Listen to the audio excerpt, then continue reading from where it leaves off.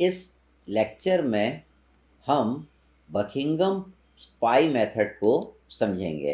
तो देखिए क्या होता है। देखिए the Rayleigh's method of dimensional analysis become more laborious if the variables are more than the number of fundamental dimensions, that is MLT। जैसा कि आपने लास्ट लेक्चर्स में देखा था, जब नंबर ऑफ वेरिएबल्स ज़्यादा हो जाते हैं नंबर ऑफ फंडामेंटल डायमेंशन से, तब हमको काफ़ी दिक्कत आती है, काफ़ी मेहनत करना पड़ता है एक्सप्रेशन बनाने के लिए। तो इस चीज़ को ओवरकम कौन करेगा? बकिंघम पाई थ्योरम इसको ओवरकम करेगा। This difficulty is overcome by using Buckingham Pi theorem, which states, देखिए बकिंघम पाई मेथड क्या कहता है? ये कहता है if there are n variables, independent and dependent variable दोनों, n वेरिएबल में दोनों वेरिएबल आ जाएगा, इंडिपेंडेंट भी और डिपेंडेंट भी, in a physical phenomena, and if this variable contains m fundamental dimensions. ठीक है, n वेरिएबल्स हैं और उनके फंडामेंटल डायमेंशंस कितने हैं? m है, n वेरिएबल और m फंडामेंटल डायमेंशंस। तब क्या होगा?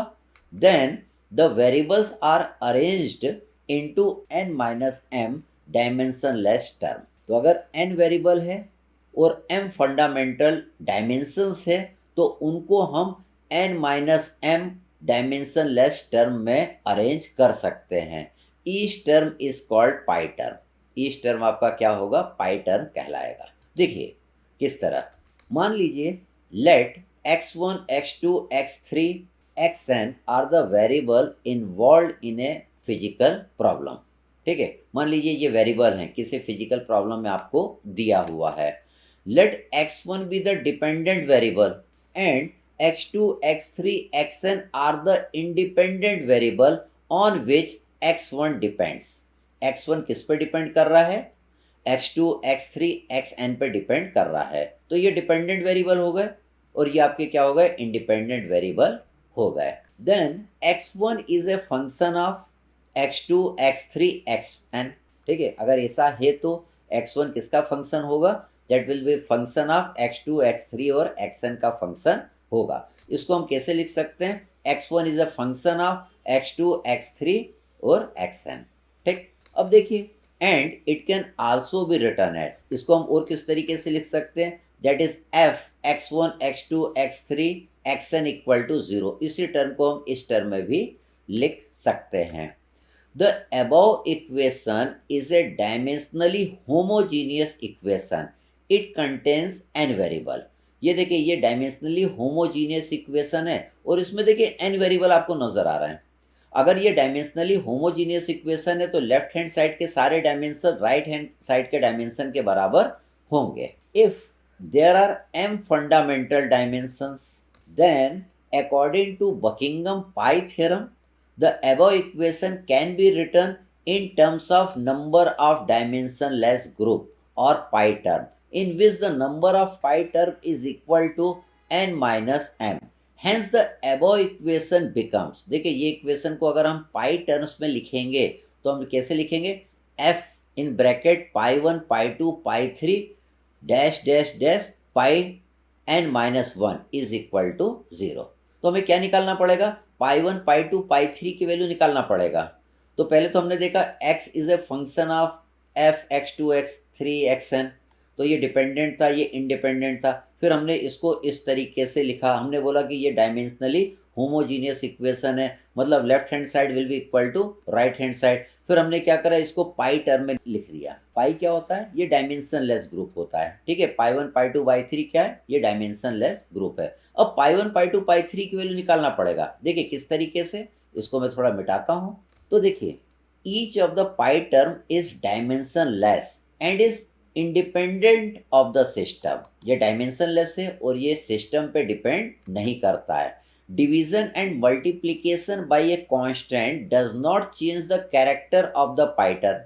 अगर पाई टर्म में आप किसी भी कांस्टेंट से डिवाइड करें या मल्टीप्लाई करें तो उसका जो कैरेक्टर रहेगा वो कभी भी चेंज नहीं होगा। Each pi term contain m plus 1 variable where m is the number of fundamental dimension and is also called repeating variable. हम रिपीटिंग वेरिएबल अभी समझेंगे थोड़ा और, ठीक।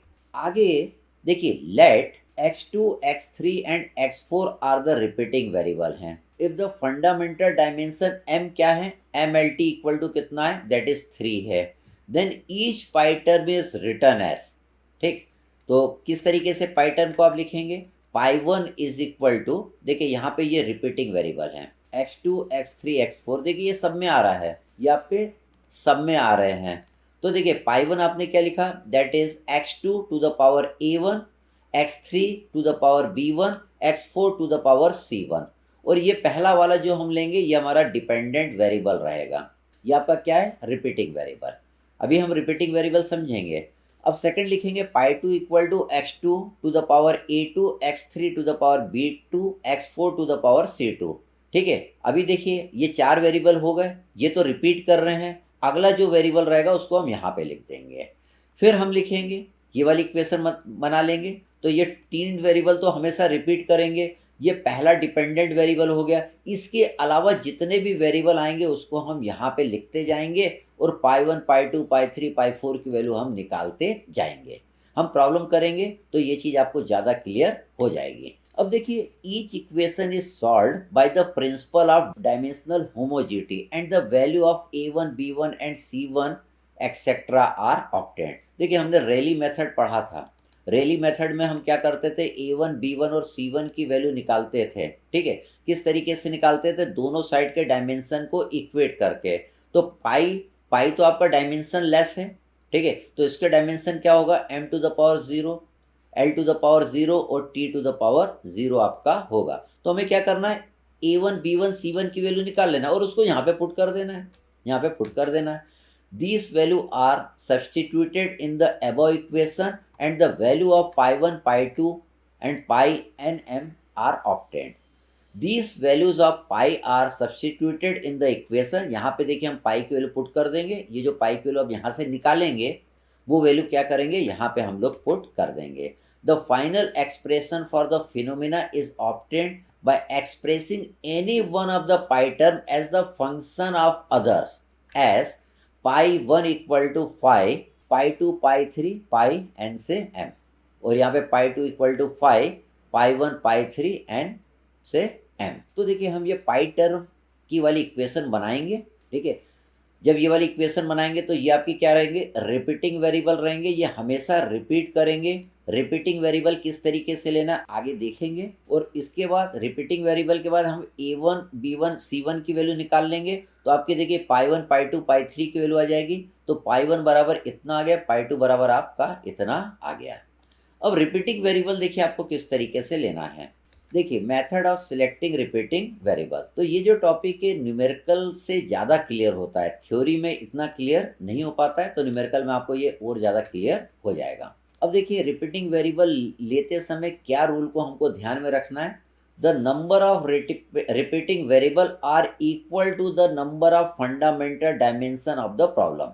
जितने फंडामेंटल डायमेंशंस रहेंगे प्रॉब्लम में उतने ही रिपीटिंग वेरिएबल आपके रहेंगे। The choice of repeating variable is governed by the following consideration। तो जब आप रिपीटिंग वेरिएबल को लेंगे तो क्या क्या ध्यान में रखेंगे। पहला, as far as possible the dependent variable should not be selected as repeating variable। Dependent variable को आपको रिपीटिंग वेरिएबल नहीं लेना है।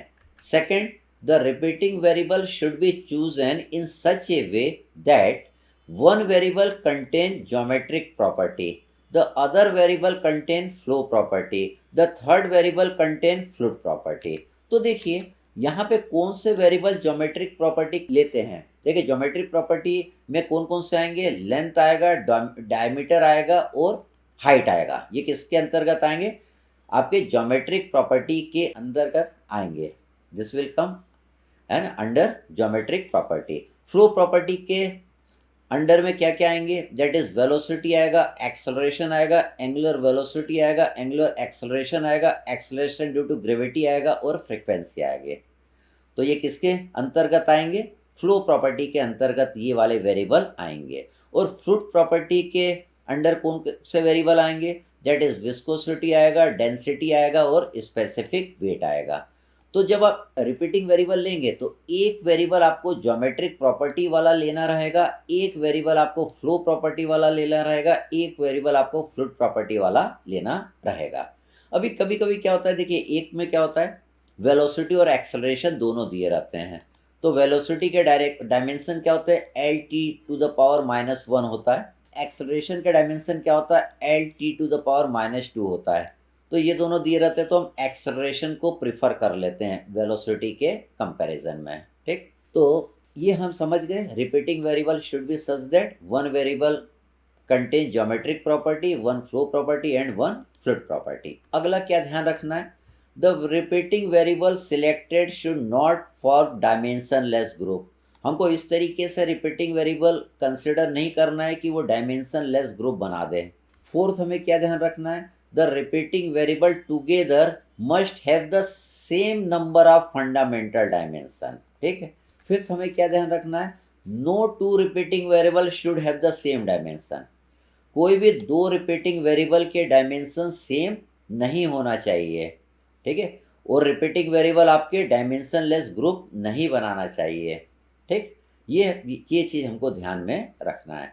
अब देखिए कुछ प्रॉब्लम में क्या होता है, विस्कोसिटी और डेंसिटी दोनों दिया रहता है, तो इनमें किसको कब प्रेफर आप करेंगे। देखिए in case of viscous flow, ठीक है, ये दोनों देखिए विस्कोसिटी और आपकी डेंसिटी दोनों क्या बता रही है, फ्लूइड प्रॉपर्टी बता रही है। अब अगर विस्कस फ्लो आपको दिया रहेगा तो the repeating variable instead of density the fluid property viscosity is to be chosen. अगर देखिए किसी प्रॉब्लम में अगर ये दोनों फ्लो प्रॉपर्टी आपको दिया हुआ है और अगर फ्लूइड आपका कैसा है, विस्कस है, तो आपको विस्कोसिटी को प्रिफर करना है इन कंपेरिजन टू डेंसिटी। नहीं तो जनरली हम क्या करते हैं, हर में डेंसिटी को ही प्रिफर करते हैं। अगर वेलोसिटी और एक्सेलरेशन दिया है तो इसके डायमेंशन क्या होते हैं, L T to the power -1, इसका L T to the power -2 होता है, तो हम इसको प्रिफर कर लेते हैं। ठीक, अब हम क्या करते हैं, एक प्रॉब्लम देखते हैं। Thank you.